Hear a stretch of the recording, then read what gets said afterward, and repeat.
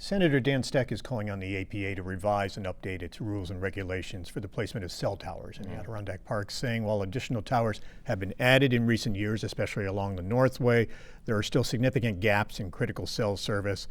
The height limits for the towers in the park has been a big issue for a number of years. Do you agree with the senator? And have you folks taken a position? Have you been trying to pressure the APA to encourage more cell towers? We would love to see more cell towers. I think that the question isn't so much a question of tower height as it is the providers having the economic incentives to come into the region. The substantially invisible tower policy by the APA, we feel, has been largely successful in making towers just not a presence on the Adirondack landscape. You know, we've met with Senator Steck. I think we're open to continuing those conversations. I think there's a disconnect that somehow the council and council staff aren't affected by those issues in the same way that Dan talks about. At my house in Keene, I don't have cell phone service, so we have to use our Wi-Fi.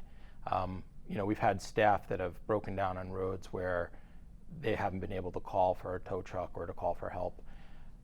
We are a part of these communities that are affected by the cell tower problems. I think we're willing to sit down with providers to try and find solutions. I would also say that we strongly support the APA's position and the way they've addressed cell tower use. There's always room for discussion and room for improvement. I think we're happy to sit down and have those discussions.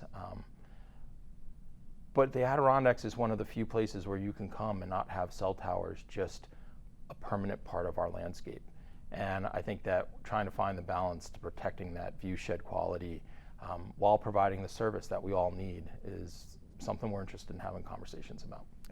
The Adirondack Council is part of the Timbuctoo Climate and Careers Institute, which is starting this summer. Are there other programs that you're part of or that you're thinking about with the same goals of trying to help diversify the park? First, let me just say that the Timbuctoo Institute and the work that Aaron Mayer and Paul Hay from SUNY ESF have done to make that program a reality is one of the things that I am most proud to be a part of in almost 30 years of conservation.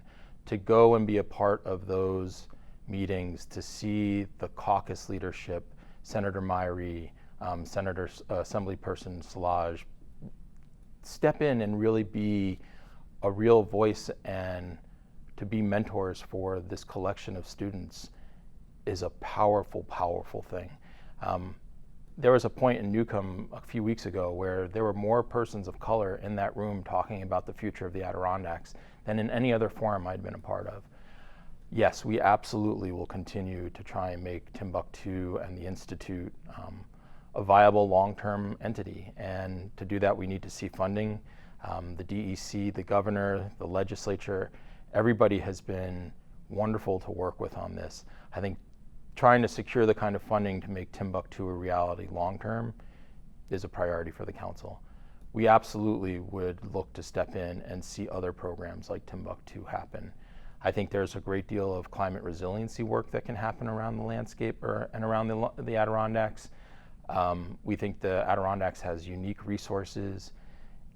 It really should be at the forefront of how the state views protected landscapes, wilderness areas as part of a long-term carbon sequestration plan to meet the community, the Climate Leadership and Community Protection Act goals. We don't do that unless we foster those talents with our young people. To bring in diverse backgrounds, to bring in, you know, downstate and upstate students, really mingle them to the extent that we can, that's the future, right? That's the future we all keep working towards, and is something that has just been a really powerful experience for all of us that have been involved. Rocci Aguirre, thank you so much for taking the time to be with us. We appreciate it. Tom, always a pleasure.